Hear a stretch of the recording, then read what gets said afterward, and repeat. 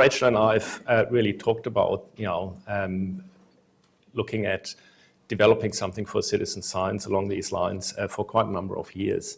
And I think it was really fortunate that the government of South Australia decided to invest into citizen science to actually get to the stage that we are here, which includes developing this platform that we'll talk about, but also a lot of projects where we have short presentations about. So I think there's a real activity around citizen science in South Australia, which I think is fantastic, and we're going to celebrate that today. So my name is Frank Grutzner. I'm from the University of Adelaide, and I'm Deputy Head of the School of Biological Sciences, which is just across the lawns here. And I think one of the things that's been really, for me, a great pleasure to collaborate, especially with Rachel, is our different background. And so we thought what we start off with is just giving you a bit of an idea how that sort of got together, what our background is, and then we're going through a few things that we sort of underpinning, I think, what we want to achieve with this new platform, but also generally bring the citizen science community together, and then get on with the session and really hearing presentations about some of the fantastic projects that are going on. Okay, that was wrong. Okay, so,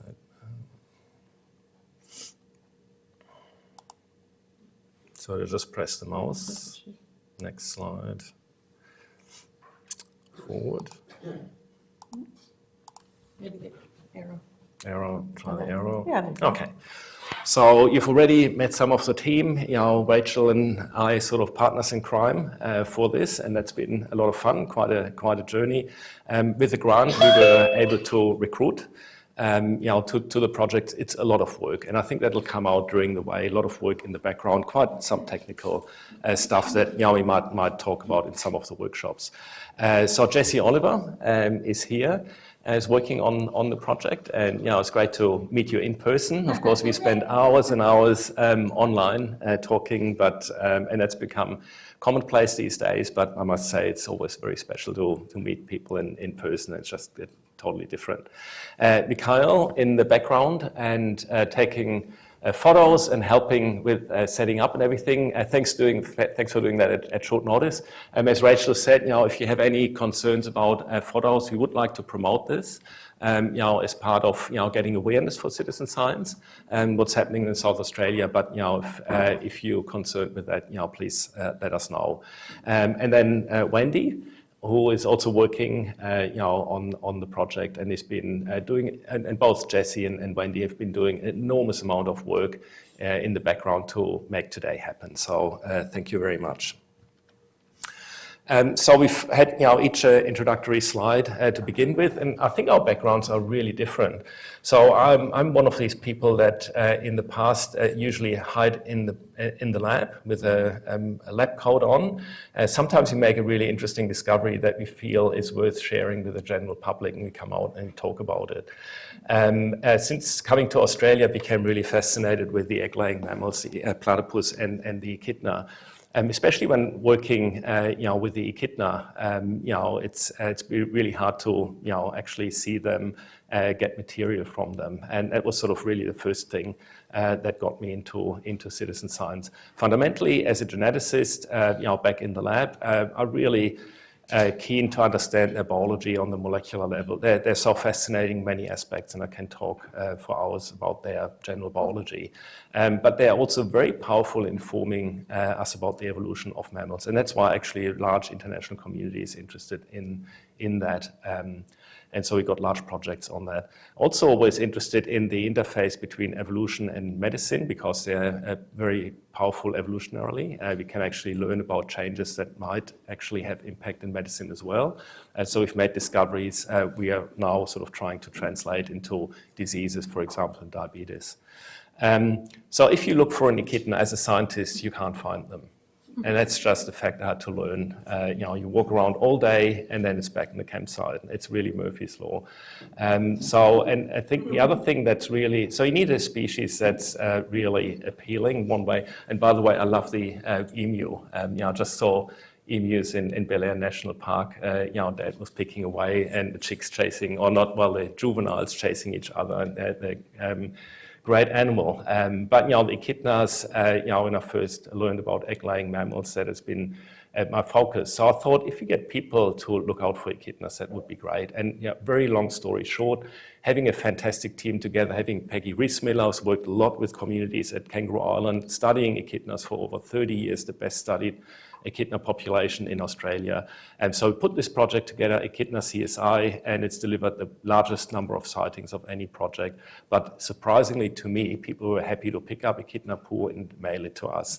And that's allowed us to do a lot of molecular research and science that could have not been done in any other ways. To me, realized citizen science can enable science. It can allow you to do things that otherwise you can't do. And these sorts of things you really can't do.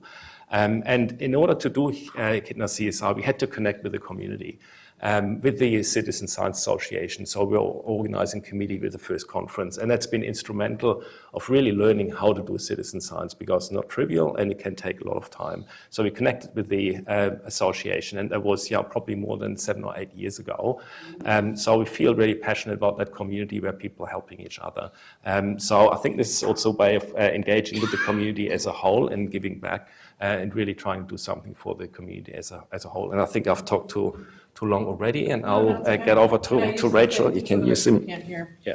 So, sorry, I'm much shorter than Frank, but I'll try, Wendy. So my background is in, actually originally in genetics. Frank doesn't know that, so we aren't that different. And I've been here in Australia for 25 years, so we're similar in some ways, the immigration and whatever else. I have a background in what's called history and philosophy of science, but particularly biology and medicine, but also bioethics. And that sort of brings with it interests in how scientists do what they do, how they practice science, but also how non-experts, sometimes lay people and other groups can contribute to science, but also can help shape science. And I'll talk about that a little bit when we talk about best practices. I guess sort of my claim to fame in my field, this is going to sound ridiculous, but philosophy, as you might know, is often very, very theoretical, and philosophy of science is no different.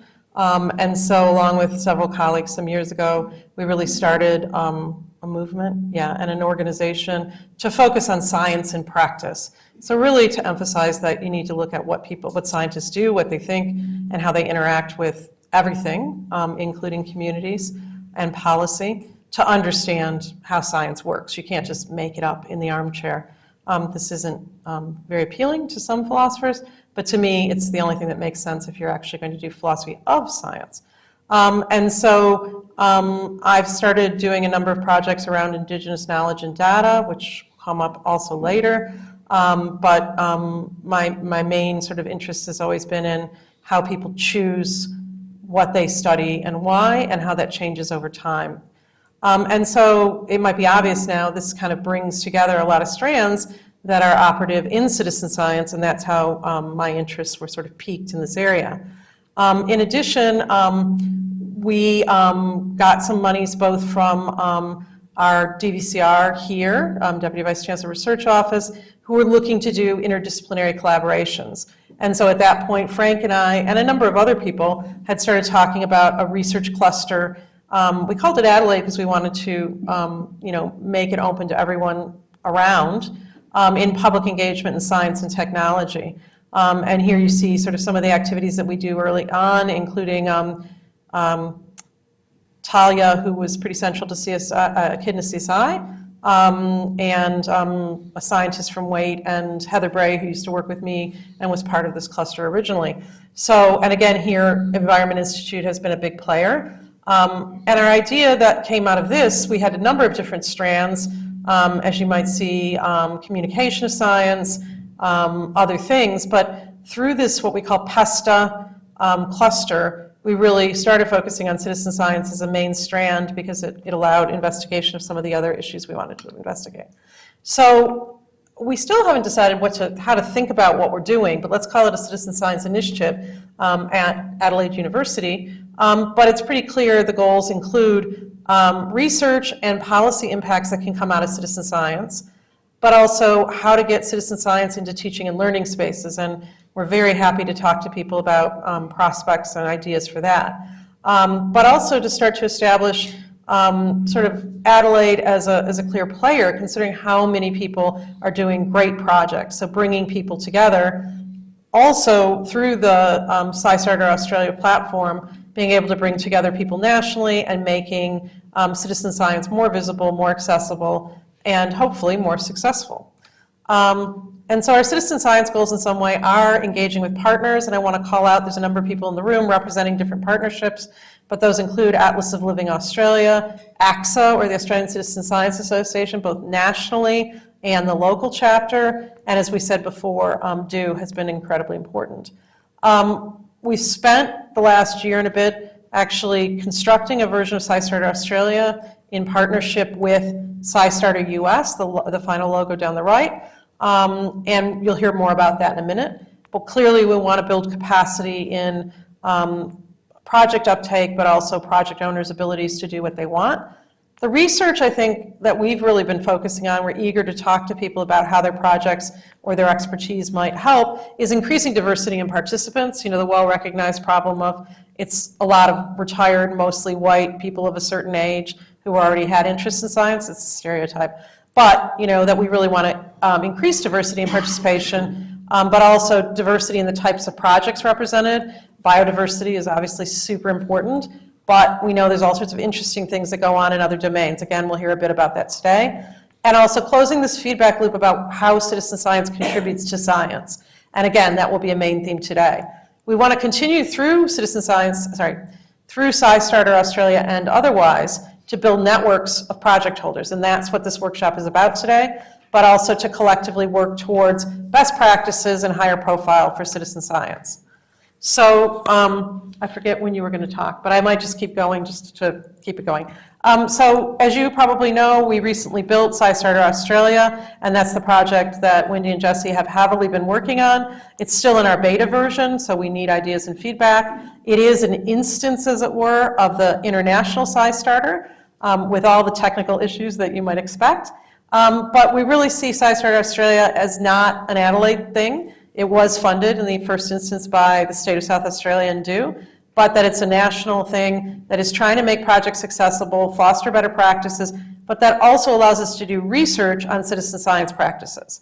So I want to say this isn't intended in some sort of regimented way to replace what exists. There's lots of good platforms that do certain kinds of work. But what SciStarter allows us to do particularly is have the potential to do research on what people are doing in citizen science. And that's a bit more limited in some of the current platforms. But we can kind of talk about that further. It also allows us to have that very clear hook to international visibility, which was possible before, but I think can be stronger this way.